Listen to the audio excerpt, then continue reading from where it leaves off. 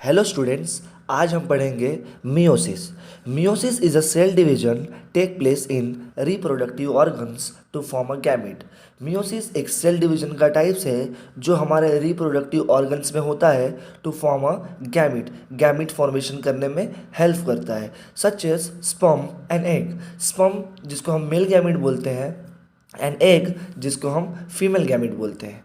Meiosis को हम further two parts में डिवाइड किए हैं, meiosis one and meiosis two. Meiosis one को फर्दर हम फोर फेजेस में डिवाइड किए हैं, prophase one, metaphase one, anaphase one and telophase one. Meiosis two are also divide into four phases, prophase two, metaphase two, anaphase two and telophase two. हम सबसे पहले देखेंगे prophase one. Prophase one को further five phases में divide किया गया है। First one है लेपोटिन, सेकेंड वन है जाइगोटिन, थर्ड वन है पैकेटिन, फोर्थ वन है डिप्लोटिन एंड फिफ्थ वन है डाइकाइनेसिस। हम एक एक करके देखेंगे। First one leptotene. Leptotene chromatin network condense and start converting into chromosome. Leptotene में क्या होता है, जो क्रोमेटिन फाइबर्स हैं वो क्या होने लगते हैं, धीरे धीरे कंडेंस होकर क्रोमोसोम्स बनना स्टार्ट हो जाते हैं। Centrioles duplicate and move to the opposite poles. जो सेंट्रियोल्स हैं वो डुप्लीकेट्स होते हैं, डबल होते हैं और अपोजिट्स पोल में मूव करते हैं। Zygotene, homologous chromosome come closer. Zygotene जो फेज़ है इसमें जो होमोलोगस क्रोमोसोम है वो एक दूसरे के पास आते हैं और इस पेयर को हम क्या बोलते हैं, साइनेप्सिस। अब थर्ड फेज़ है पैकेटिन। पैकेटिन में क्या होता है, crossing over occur between non sister chromatid. Non sister chromatid के बीच में क्रॉसिंग ओवर होता है, this lead to genetic recombination. और इसके कारण क्या होता है, जेनेटिक रिकॉम्बिनेशन होता है। फोर्थ फेज है हमारे पास diplotene. In the diplotene homologous chromosome start repelling each other. Diplotene में जो होमोलोगस क्रोमोसोम है एक दूसरे से दूर हो जाते हैं और nuclear membrane and nucleolus start to disappear. और डिप्लोटिन में न्यूक्लियर मेम्ब्रेन और न्यूक्लियस क्या हो जाते हैं, धीरे धीरे डिसअपियर होना स्टार्ट हो जाते हैं। डाइकाइनेसिस में क्रोमोसोम फर्दर कंडेंस होता है, मतलब जो बचा खुचा है वो वापस से और कंडेंस होता है और nuclear membrane and nucleus completely disappear हो जाते हैं।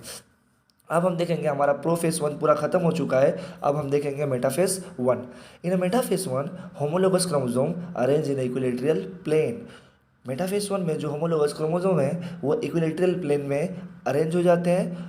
ओके अब हमारा थर्ड फेज आता है एनाफेज वन। एनाफेज वन में homologous chromosome are pull away from each other.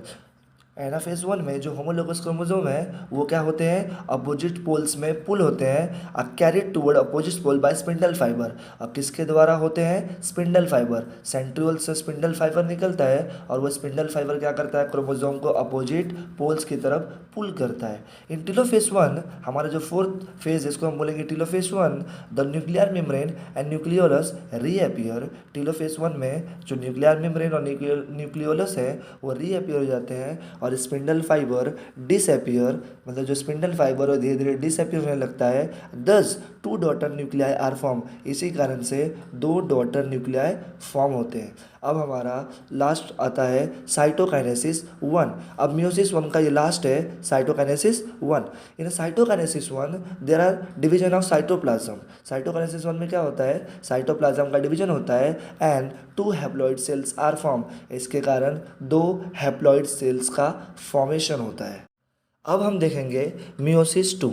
Both daughter cell undergo meiosis two simultaneously. Cytokinesis one में जो दो डॉटर सेल फॉर्म हुए हैं, जो हैप्लॉइड डॉटर सेल, वो मियोसिस टू में साइमल्टेनियसली क्या होंगे, उन प्रोसेस में जाएंगे। अब मियोसिस टू का सबसे पहला फेज है prophase to.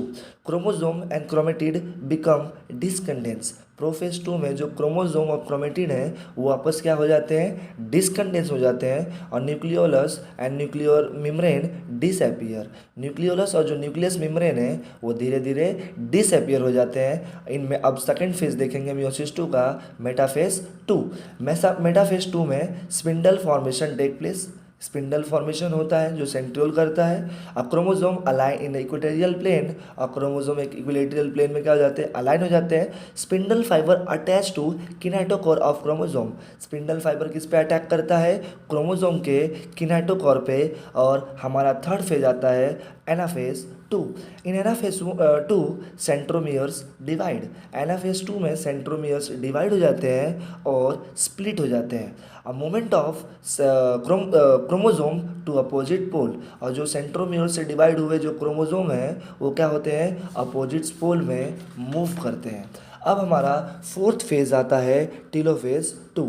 In telophase 2 daughter chromosomes start decondense, इसमें जो डॉटर क्रोमोसोम है वो वापस डीकंडेंस हो जाता है और nuclear membrane and nucleolus reappear हो जाते हैं। मतलब टीलोफेज 2 में लास्ट फेजेस में क्या होता है, न्यूक्लियर मेम्ब्रेन और न्यूक्लियोलस वापस से रीअपियर हो जाते हैं। एंड मियोसिस 2 का लास्ट फाइनल आता है हमारा साइटोकाइनेसिस 2।